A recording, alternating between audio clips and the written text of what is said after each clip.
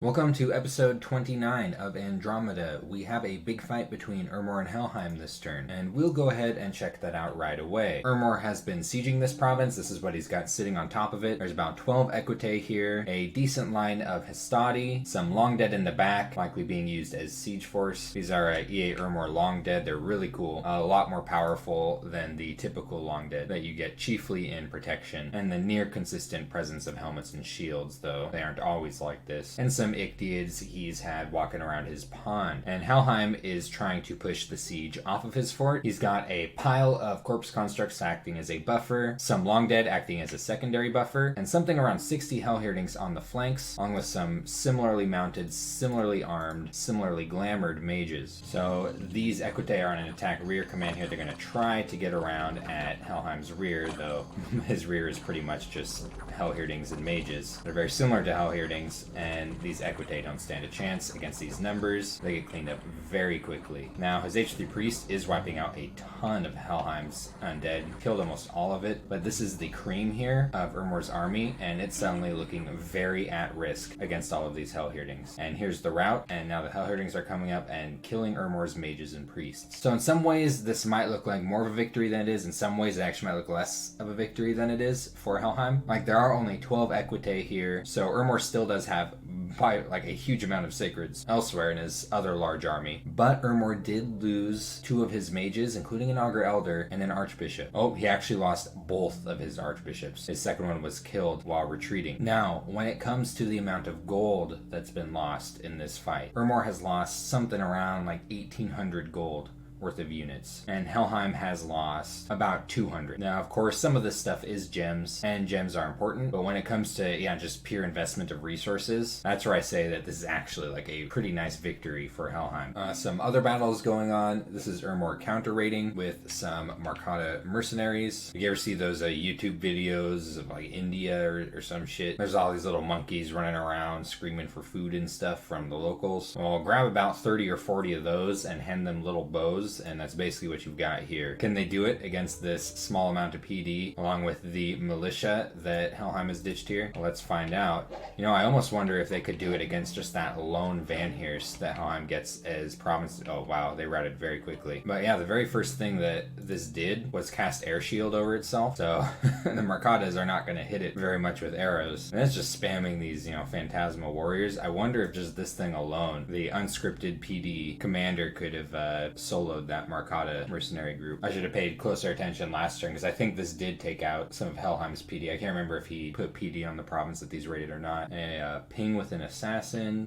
Thug raids are always fun. This is a Van Jarl against a small amount of PD, but barbarian PD, so it is kind of tough. Air shield, mist form, blessing, and then attack closest or attack, and wipes out the Centurion commander in the middle, and the barbarians then rout. Broke the siege on Ermor. Oh yeah, and these are the demons that laid siege to his capital. Let's check these out. Spine devils. These things are really cool, actually. I never really paid that close of attention to them due to the fact that you get these at blood 2. They only cost 3 blood slaves each. Like, they're kind of cheap. The problem is that they're just not very mage turn efficient, and I think that's why you don't really see these very often. I think it'd be really nice if there's like something like from blood 4 to 7 where you get a batch of these. It could even cost the same. The problem here is mage turn efficiency. But yeah, these things are awesome. Their stats aren't bad at all. Even their protection is decent, and their hit points. Then they've got 2 magic attacks that do poison damage. On top of that, poison barbs, which is going to punish a lot of units that get up close to them, such as Hastati with their length 1 short swords. So let's see how these Hastati go up against these creatures from the abyss. Yeah, I really like these things. I just really wish that you could get them more efficiently. Look at all that poison damage. Oh, that is some suffering right there. Yeah, he lost 17 Hastati to that. Only 4 of them were outright killed by the Spine Devil's attacks. The rest was poison damage. And there's a little battle here of moderate size in Nirn. I think this was Helheim cutting off Ermor's retreat from the province he was sieging, which actually didn't occur to me until just now. As I haven't looked at the map, I've just been looking at the messages here. Ermor's got some Long Dead moving up, I think, to help with the siege. An Augur Elder here, maybe scripted to cast Shadow Blast, and this is all province defense right here. Unfortunately, the light light cavalry here is you shouldn't look at this as anything more really than an archer. Like, it looks intimidating, you know, with on the horsey and everything, but this does not have a lance strike. Just its stats are not that good. But you know, this is there's a decent amount of Hellherdings right here, so I think you can imagine what we're gonna see here. Yeah, the Augur Elder doesn't look like it's scripted to properly use these death gems. I mean, it wouldn't have done much anyway, but he might have been able to take out some Hellherdings with a Shadow Blast. So complete wipe of Urmor's forces here. The Augur Elder is what hurts the most, and this is what the current border situation is looking like. Urmor's moving a lot of units onto Summer Bay. We're looking at something like 50 Equite here, more than 100 Hastati, and some Long Dead sitting in the back who help intercept and tie up any Hellherdings that could potentially come around. He's got a Communion set up supporting a pair of Augur Elders. One is scripted to cast Shadow Blast. Conservative magic gem usage. I'm not sure if that's the right move with this amount of death gems, just in case Helheim decides to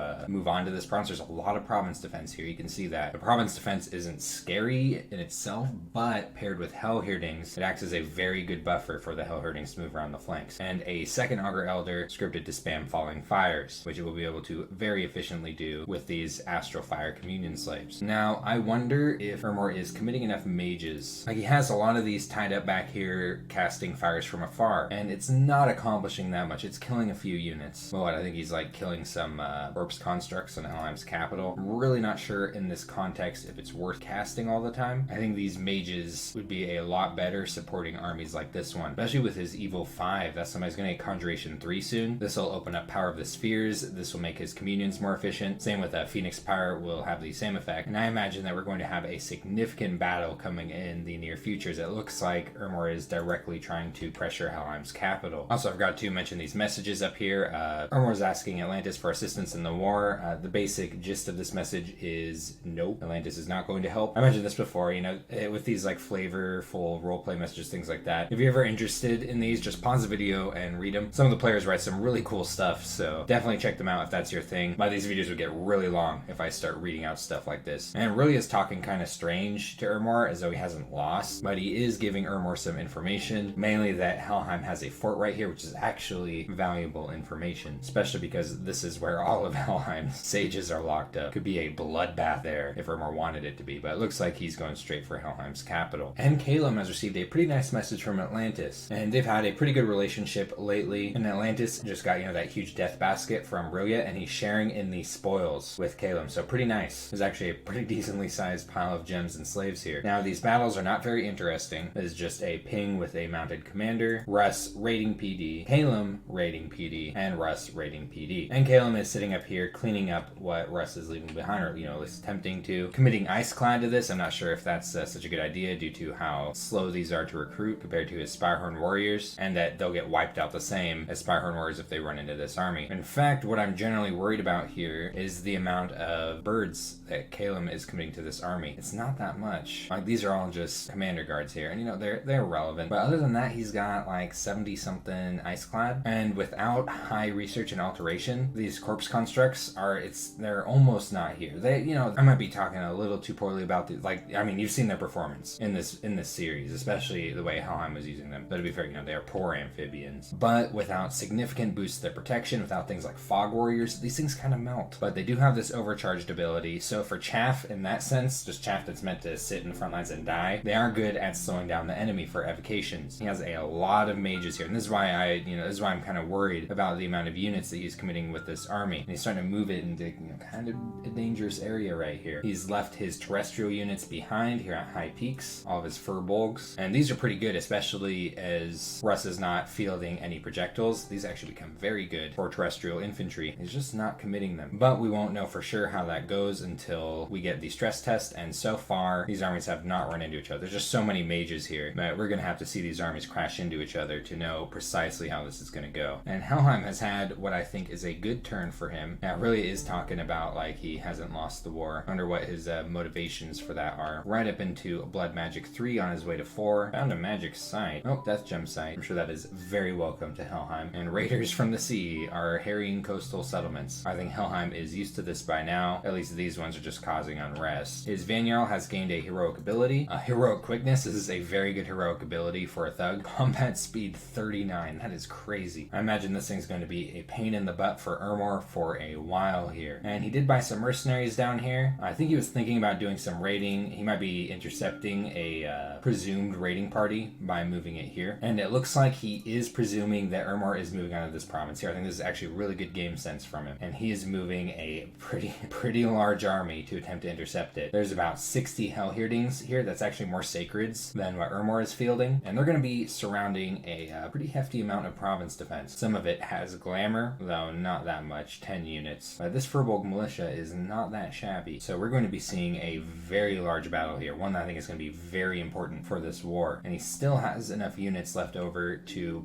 put a siege down on Lish, and is also sending a small party of Hellhirdings up to raid the Sodden Merc. And looks like he's going to start site searching with one of his old men.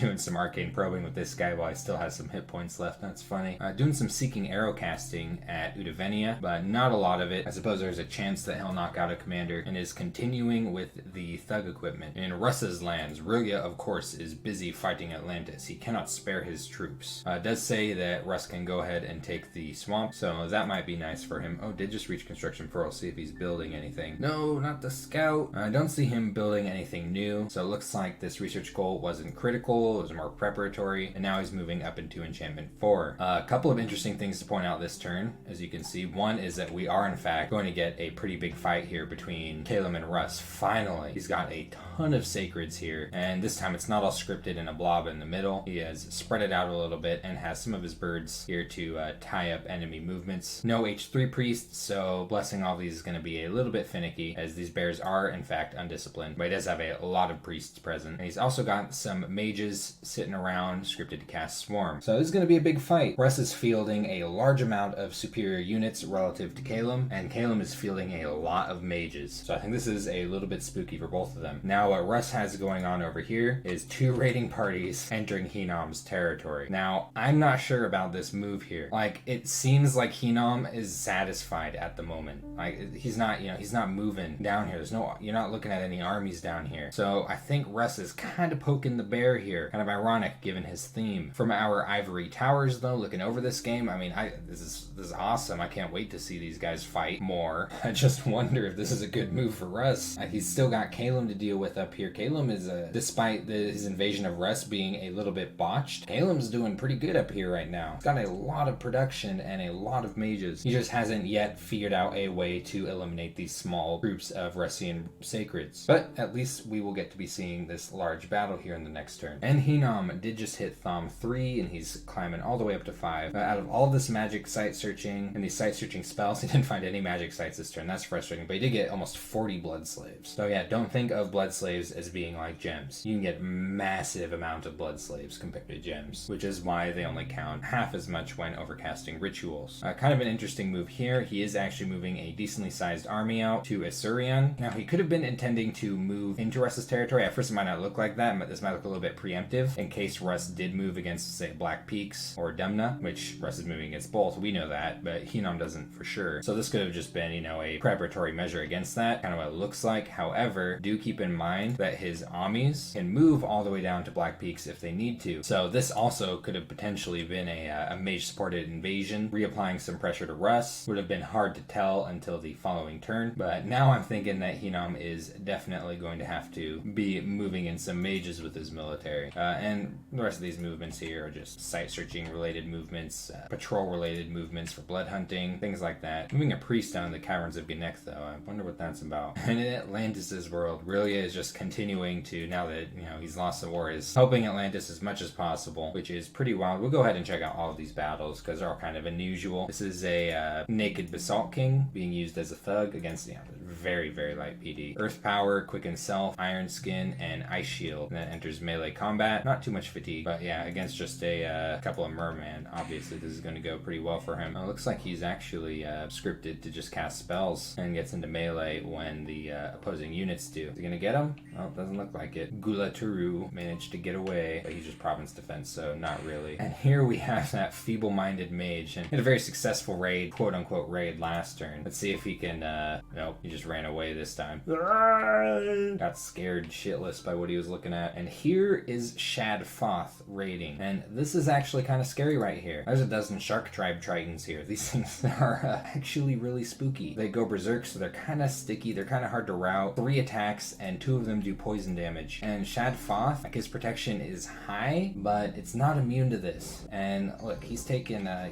lot of damage here. He's already poisoned, and oof, really big hit. He's down to 11 hit points, and he's bleeding now. If you look at that little red one right there, he's bleeding. This is Atlantis' prophet. This is the hero of the arena, and he is now running away, poisoned and bleeding. And he's dead. Shad Foth has been slain. 12 Shark Tribe Tritons were enough to do it. These are a unit you should always have some respect for. I think really the main problem is that he was not properly equipping his Basalt King. These things do really well with some armor. Their protection gets massive. And some other considerations too, you know, like resistances on your Bless are pretty nice. But the current player of Atlantis did not build the Pretender for this game. Friggin' superstitious peasants. Nice, raided a Sea Serpent's lair. Found a little bit of gold and a lot of gems. Nowhere near as much as what raiding Rilia's territory has gotten for him. And yeah, you know, this is just a cleanup operation here. Not much more to say. But that's a bummer, losing Shad Foth to that PD right there. Maybe we'll start to see him be a little more careful with his Basalt Kings. Not much to say about Rilia. He did find an Isle of Death here, which is actually a very good death gem site. But otherwise, you know, he's just waiting for Atlantis to finish him off while getting him all of his income. So this has been turn 30 of Andromeda. Got a couple of huge fights coming up in the next video. As long as we get to see Hinam's reaction to what Russ is doing. I'm definitely excited myself to see what's going to be happening in the next turn, and I will see you in the next episode.